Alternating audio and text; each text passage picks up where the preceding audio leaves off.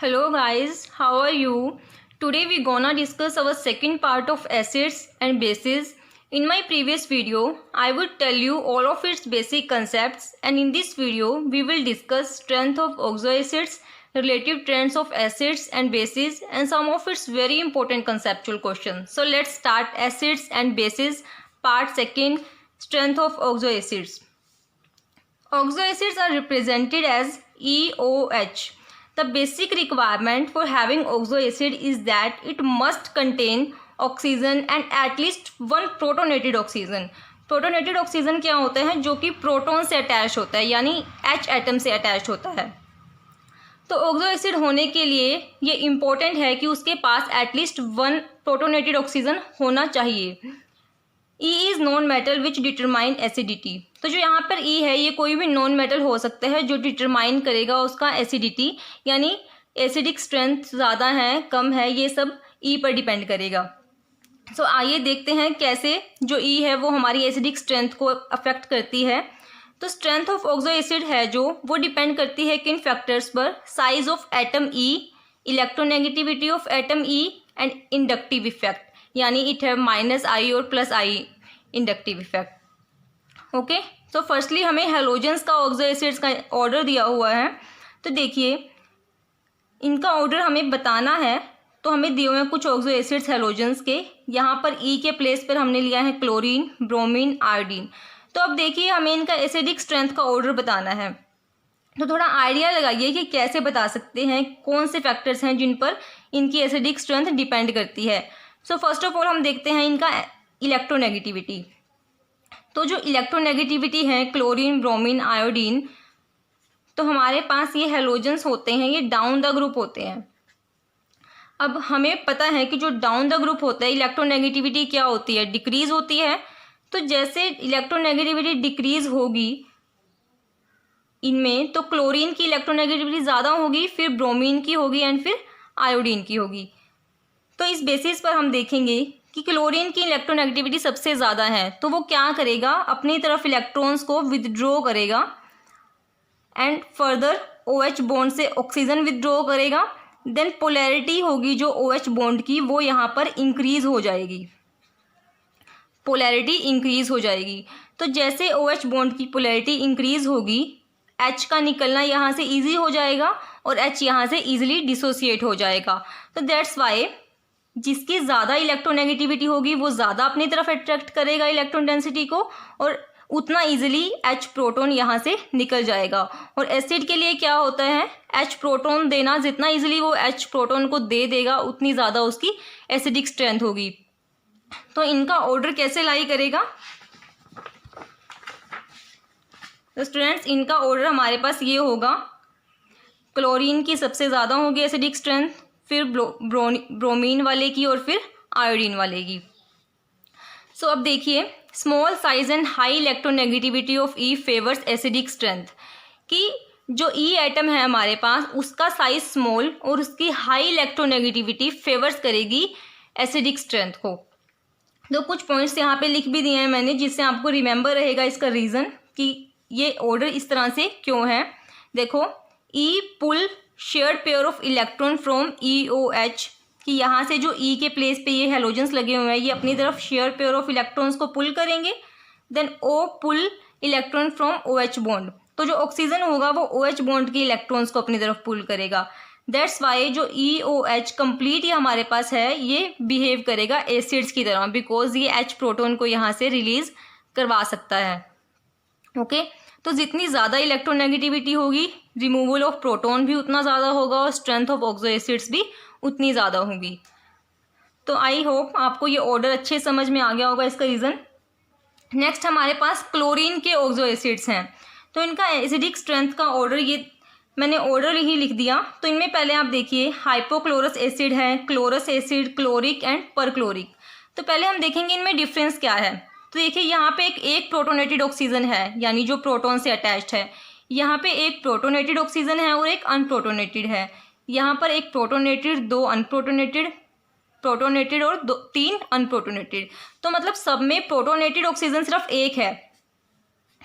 लेकिन अनप्रोटोनेटेड ऑक्सीजन का number increase होता जा रहा है। जैसे इसमें 0 अनप्रोटोनेटेड थे, इसमें 1 2 3, तो जितने ज़्यादा अनप्रोटोनेटेड होंगे, अब हमें पता है कि वो इलेक्ट्रॉन्स को विथड्रॉ करेगा अपनी तरफ, तो अब एक विथड्रॉ करेगा तो वो कम डिसोसिएशन देगा, यहाँ पर पोलैरिटी कम इंक्रीज होगी। जितने ज़्यादा होंगे यानी विथड्रॉल इलेक्ट्रॉन का जितना ज़्यादा होगा उतना ये बॉन्ड वीक होगा और उतनी जल्दी H यहाँ से निकलेगा। तो इस तरह से इसका ये ऑर्डर बनेगा। एंड सेकेंड रीज़न क्या होगा इसका, हम इसको कैसे देख सकते हैं, इनका हम चेक करेंगे ऑक्सीडेशन नंबर। ऑक्सीडेशन नंबर यहाँ पे कैसे चेक होगा, जैसे हमें इसका चेक करना है तो क्लोरीन को यहाँ पे X मानेंगे, इसका होता है -2, हाइड्रोजन के लिए +1, तो ये आ जाएगी X की यहाँ से 1, तो इसका ऑक्सीडेशन नंबर 1 होगा। ऐसे इसका निकाल के देख सकते हैं, +3 होगी, +5, +7। तो जैसे जैसे ऑक्सीडेशन नंबर इंक्रीज करेगा वैसे वैसे एसिडिक स्ट्रेंथ इंक्रीज करेगी। तो कई बार कुछ हमें दिए होते हैं, ऑक्सो एसिड्स दिए होते हैं, तो उनका हम सिंपली ऑक्सीडेशन नंबर देखकर भी हम बता सकते हैं, अगर हम कोई ऐसा तरीका उन पे नहीं लगा पा रहे। इनकी जो Ka वैल्यूज़ होती हैं, डिसोसिएशन कांस्टेंट की वैल्यूज़, वो भी यहाँ पे दी हुई हैं। इसकी 3.2 10 की पावर -8, 1.1 10 की पावर -2, इसकी लार्ज होती है, वेरी लार्ज होती है। तो प्रीवियस वीडियो में आपको मैंने बताया था कि डिसोसिएशन कांस्टेंट की वैल्यू जितनी ज़्यादा होगी एसिडिक स्ट्रेंथ उतनी ज़्यादा होगी। तो अब क्वेश्चन किसी भी वे से आ सकता है, या आपको दे दी जाएगी इनकी Ka की वैल्यूज़ ये हैं, इनकी एसिडिक स्ट्रेंथ बताइए, तो वहाँ से भी आप इजीली बता सकते हैं कि जिसकी ज़्यादा होगी Ka की वैल्यू उसकी एसिडिक स्ट्रेंथ भी उतनी ज़्यादा होगी। और ऑक्सीडेशन नंबर देख के बता सकते हैं। एंड एक रीज़न तो मैंने आपको बता ही दिया है यहाँ पे। तो पॉइंट्स यहाँ पे लिखे हैं, oxygen withdraw electrons, polarity of OH bond increases and acidity increases. Next ऐसे ही नाइट्रोजन के ऑक्सो एसिड्स का भी ऑर्डर ये है, तो यहाँ पे रीज़न वही रहेगा। यहाँ पे एक ऑक्सीजन है, प्रोटोनेटेड है, यहाँ पर 2 ऑक्सीजन है, यहाँ पर 3 है, तो ऐसे इनका ऑक्सीडेशन नंबर भी इस ऑर्डर में ही इंक्रीज करेगा। एंड सल्फ्यूरिक एसिड की इससे ज़्यादा होगी, वो भी ऑक्सीडेशन नंबर से देख सकते हैं आप, या फिर इलेक्ट्रॉन विथड्रॉल वाले तरीके से। अब एक एक्सेप्शन हमारे पास है, फॉस्फोरस ऑक्सो एसिड्स। अब जनरली जो हमने अब तक पढ़ा उसमें एक्सपेक्टेड ट्रेंड क्या होना चाहिए, ये होना चाहिए, बिकॉज इसकी ऑक्सीडेशन नंबर +1 है, +2, +3, तो उस वजह से तो ऑर्डर ये होना चाहिए।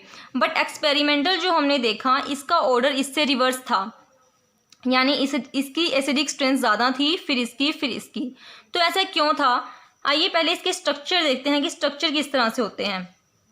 ये हमने ड्रॉ किया H3PO2 यानी हाइपोफॉस्फोरस एसिड। तो इसमें आपको क्या चीज़ याद रखनी है स्ट्रक्चर ड्रॉ करते टाइम, कि इसके पास एटलीस्ट 1 डबल बॉन्ड से अटैच्ड ऑक्सीजन और 1 OH बॉन्ड होना चाहिए। तो इसमें हम पहले एक डबल बॉन्ड अटैच्ड ऑक्सीजन बनाएंगे, एक प्रोटोनेटेड ऑक्सीजन बनाएंगे, बाकी जो कुछ बचता है उसको आप अपने अकॉर्डिंग अरेंज कर लेंगे। जैसे यहाँ पे हमारे पास 2 H बचते हैं, तो दोनों को हमने अलग अलग से अटैच कर दिया।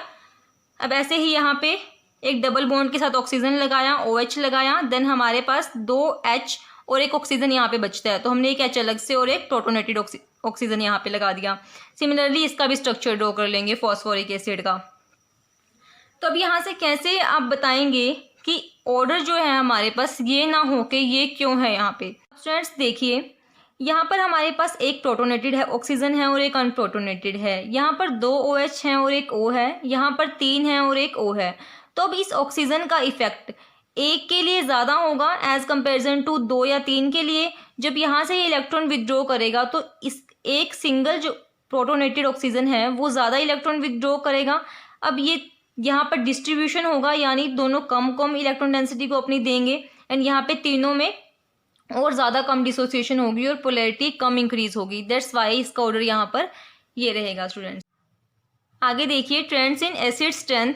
अब जो एसिडिक स्ट्रेंथ होती है वो डाउन द ग्रुप भी इंक्रीज करती है, ना अलोंग द पीरियड भी इंक्रीज करती है। तो वो क्यों इंक्रीज करती है उसका एक बार रीज़न सुन लो।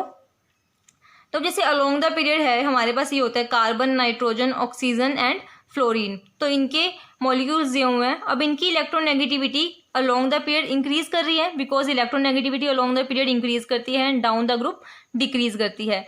तो जैसे जैसे इलेक्ट्रोनेगेटिविटी इंक्रीज कर रही है तो इसका एसिडिक स्ट्रेंथ भी इंक्रीज करेगा, बिकॉज इलेक्ट्रॉन विड्रॉल टेंडेंसी यहाँ पे इंक्रीज हो जाएगी। सेकेंडली, अगर डाउन द ग्रुप की बात करें तो जैसे हमारे पास ये है oxygen 8 atomic number, sulphur 16, selenium, टेलेनियम।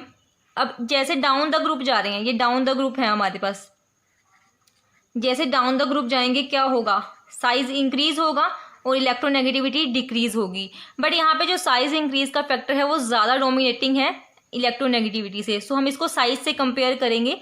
तो जितना ज़्यादा साइज इंक्रीज होगा, अब उतना ज़्यादा वो कम होल्ड होगा उसका, देन ईजिली वो प्रोटॉन को यहाँ से रिमूव करा पाएगा, डिक्रीज होगी dissociation energy and easily H proton यहाँ से रिमूव होगा और एसिडिक स्ट्रेंथ ज़्यादा होगी डाउन द ग्रुप। अब देखिए pH स्केल हमारे पास होता है, आपको पता है ये 14 तक होता है।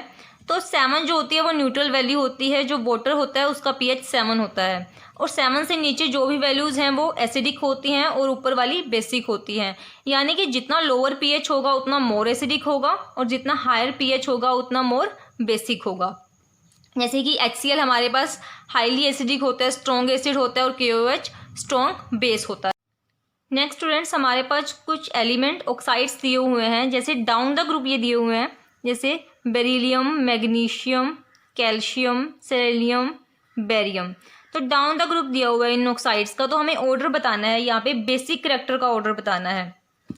तो इससे हम लोग डिटरमाइन करते हैं कि जो बेसिक करैक्टर का ऑर्डर है वो डाउन द ग्रुप इंक्रीज हो रहा है, यानी वो पहले एम्फोटेरिक था, ये वीकली बेसिक था, और जैसे डाउन द ग्रुप गए तो वो बेसिक हो गया। ऐसे ही इसमें होगा, down the group basic character increase हो रहा है। तो वो क्यों होता है, यहाँ पे हमारे पास साइज पर भी हम इसको देख के बता सकते हैं कि down the group size increase हो रहा है, तो साइज जितना इंक्रीज हो रहा है उसका अपने इलेक्ट्रॉन्स के ऊपर होल्ड उतना कम होगा, देन इजीली इलेक्ट्रॉन को दे पाएगा, और जो जितनी इजीली इलेक्ट्रॉन को दे पाता है वो उतना ज़्यादा बेसिक होता है। तो इस वजह से इसका बेसिक करैक्टर इन सब का डाउन द ग्रुप इंक्रीज होगा। आइए अब देखते हैं कुछ क्वेश्चंस जिससे आपको हेल्प मिलेगी। तो इन दोनों का हमें कंपैरिजन करना है, एक है हमारे पास HOCN और एक है HCN, दोनों में से एसिडिक स्ट्रेंथ ज़्यादा किसकी होगी। तो अब देखिए यहाँ पे हमारे पास O एटम अटैच है, तो देखते ही पता चल जाता है कि जो O एटम है उसकी इलेक्ट्रोनेगेटिविटी ज़्यादा होती है, तो वो ज़्यादा अट्रैक्ट करेगा अपनी तरफ किसको, इलेक्ट्रॉन डेंसिटी को, और H का रिमूवल यहाँ से ईजी हो जाएगा, बिकॉज इलेक्ट्रॉन डेंसिटी को जब वो अपनी तरफ अट्रैक्ट करेगा, पोलैरिटी OH बॉन्ड की इंक्रीज होगी और इसका डिसोसिएशन यहाँ से इजी हो जाएगा। नेक्स्ट वन, 3 दिए हुए हैं हमारे पास, ये अब ऑक्सो एसिड्स हैं, ये फॉस्फोरस का है, सल्फर का है, क्लोरीन का है। अब तीनों में कैसे डिटरमाइन करेंगे, अब हम वो चीज़ नहीं देख सकते यहाँ पे, बिकॉज ऑक्सीजन भी यहाँ पर इक्वल नंबर है, यहाँ पे भी 4 हैं, यहाँ तीनों में 4 हैं। तो अब इनका हम ऑक्सीडेशन नंबर देखेंगे, इसका ऑक्सीडेशन नंबर निकालेंगे तो कैसे होगा, तो ऑक्सीजन हाइड्रोजन के लिए फिर इसका 8 होगा, तो इसका ऑक्सीडेशन यहाँ से आएगा 5, इसका ऐसे ही आएगा 6 और इसका 7 आएगा। तो जितना ज़्यादा ऑक्सीडेशन नंबर होगा उतनी ज़्यादा एसिडिक स्ट्रेंथ होगी। Next H2S, H2SE। अब सल्फर होता है और सेलेनियम होता है, डाउन द ग्रुप जाते हैं, तो डाउन द ग्रुप जाते हुए क्या होता है, एसिडिटी इंक्रीज होती है, बिकॉज जितना ज़्यादा साइज बढ़ेगा बॉन्ड उतना ज़्यादा लॉन्गर होगा, उतना वीक बॉन्ड होगा और उसका डिसोशिएशन ईजी होगा। तो that's why H2SE have higher acidic strength than H2S। Next हमें पूछा गया है कंजुगेट बेस बताइए इसका। तो अब कंजुगेट बेस के लिए मैंने आपको बताया था कि हमें क्या करना है, जो भी हमें जिसका भी कंजुगेट बेस पूछा है उसमें से H पॉजिटिव को रिमूव करा देना है। तो जब भी हम इसमें से H पॉजिटिव को रिमूव कराएंगे तो हमारे पास क्या बचेगा, सल्फेट। तो that's a conjugate base. Next NH3 है, NF3 है, दोनों में से मोर बेसिक कौन सा है। अब मोर बेसिक कौन सा है, NH3 मोर बेसिक है, बिकॉज NF3 में क्या होगा, फ्लोरीन अपनी तरफ विथड्रॉ करेगा इलेक्ट्रॉन डेंसिटी को, तो जितना ज़्यादा इलेक्ट्रॉन डेंसिटी का विथड्रॉल होगा यहाँ पे इलेक्ट्रॉन डेंसिटी उतनी डिक्रीज हो जाएगी। तो जब इलेक्ट्रॉन डेंसिटी डिक्रीज होगी तो उसका इलेक्ट्रॉन डेंसिटी को देने की टेंडेंसी भी कम होगी। दैट्स वाई हाइड्रोजन NH3 वाले की बेसिक स्ट्रेंथ ज़्यादा होगी इससे। अब ऐसे ही NH3 और इसमें बताएंगे। अब इसमें देखो CH3 ग्रुप लगा हुआ है, अब CH3 ग्रुप क्या करेगा, इलेक्ट्रॉन डेंसिटी को देगा, तो ये इलेक्ट्रॉन डेंसिटी को इंक्रीज कर रहा है N के ऊपर। तो जितनी ज़्यादा इलेक्ट्रॉन डेंसिटी होगी, टेंडेंसी देने की भी उतनी होगी और उतनी बेसिक स्ट्रेंथ ज़्यादा होगी। तो दैट्स वाई इसकी बेसिक स्ट्रेंथ ज़्यादा है। आगे देखिए, हमारे पास पॉलीबेसिक एसिड्स होते हैं और पॉलीएसिडिक बेसिस होते हैं। जो पॉलीबेसिक एसिड्स होते हैं वो कौन से होते हैं, जिनमें एक से ज़्यादा प्रोटॉन अटैच्ड होते हैं, और पॉलीएसिडिक बेसिस जिनमें एक से ज़्यादा OH हमारे पास अटैच्ड होते हैं। तो अब जैसे हमारे पास H3PO4 है, इसका हमें डिसोसिएशन कांस्टेंट ही लगा लो कि हमें निकालना है कि क्या होगा अगर हमें तीनों की अलग अलग वैल्यूज़ दी हुई हैं। तो क्या करेंगे, जब हमने इसका हाइड्रोलिसिस कराया तो हमारे पास ये बचा, यानी एक H यहाँ से रिमूव हुआ, अगेन जब कराया तो फिर से एक H गया, जब अगेन कराया तो फिर से अगेन एक H और गया। तो अब तीनों के अलग अलग डिसोसिएशन कांस्टेंट हैं, तो अगर हमें ओवरऑल डिसोसिएशन कांस्टेंट निकालना है तो उसके लिए क्या करेंगे, तीनों का मल्टीप्लिकेशन करेंगे। ओके, ऐसे ही पॉलीएसिडिक बेसिस के केस में भी होगा, अगर एक से ज़्यादा है तो वो एक एक करके रिमूव होते जाएंगे एंड हमारे पास डिसोसिएशन कांस्टेंट आएंगे, तो ओवरऑल उनको हम मल्टीप्लाई करके निकाल सकते हैं। अब देखो, इनका हमें बताना है कि कौन लेविस एसिड है, कौन सा लुईस बेस है। तो अब देखो, जिनके ऊपर नेगेटिव चार्ज होता है, मैंने आपको बताया है कि वो क्या होते हैं, लुईस बेस होते हैं। और अब इसके ऊपर भी नेगेटिव चार्ज है तो ये भी लुईस बेस है, इसके ऊपर पॉजिटिव है, लुईस एसिड है, और ये लुईस एसिड है। अब ये लुईस एसिड क्यों है, बिकॉज इसके पास इलेक्ट्रॉन की डेफिशिएंसी है, बोरॉन के पास ऑक्टेट कंप्लीट नहीं है, डिफिशियंसी है, तो इसलिए ये लुईस एसिड है। बिकॉज जिनके पास भी इलेक्ट्रॉन की डिफिशियंसी होती है वो लुईस एसिड्स होते हैं। तो जैसे ये BCl3 जब कंबाइन करेगा NH3 के साथ तो एक कोऑर्डिनेट बॉन्ड बनाएगा, एडक्ट बनाएगा, तब इसका ऑक्टेट कंप्लीट होगा।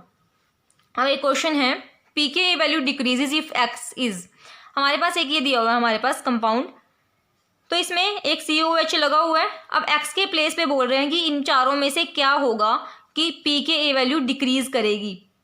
अब देखो, जैसे NO2 लगाएंगे तो इलेक्ट्रॉन विदड्रॉइंग है, NH2 डोनेटिंग है, OH। तो अब देखिए pKa वैल्यू क्या होती है, -log Ka। तो जब हम NO2 यहाँ पे लगाएंगे, ये इलेक्ट्रॉन विदड्रॉइंग है, तो इसकी pKa वैल्यू डिक्रीज होगी, बिकॉज बाकी सब इलेक्ट्रॉन डोनेटिंग ग्रुप्स हैं, सिर्फ NO2 यहाँ पे इलेक्ट्रॉन विदड्रॉइंग ग्रुप है। और जितना ज़्यादा इलेक्ट्रॉन विदड्रॉ करेगा Ka की वैल्यू उतनी बढ़ेगी, बिकॉज एसिडिक स्ट्रेंथ बढ़ेगी, और pKa की वैल्यू उतनी डिक्रीज होगी। तो हमारे पास आंसर यहाँ पे होगा NO2। फ्रेंड्स, आज का हमारा टॉपिक यहीं पे ख़त्म होता है, और अपनी नेक्स्ट वीडियो में हम लोग डिस्कस करेंगे एरोमेटिक कंपाउंड्स की एसिडिटी बेसिसिटी का ऑर्डर। तो मिलते हैं नेक्स्ट वीडियो के साथ। Thank you very much.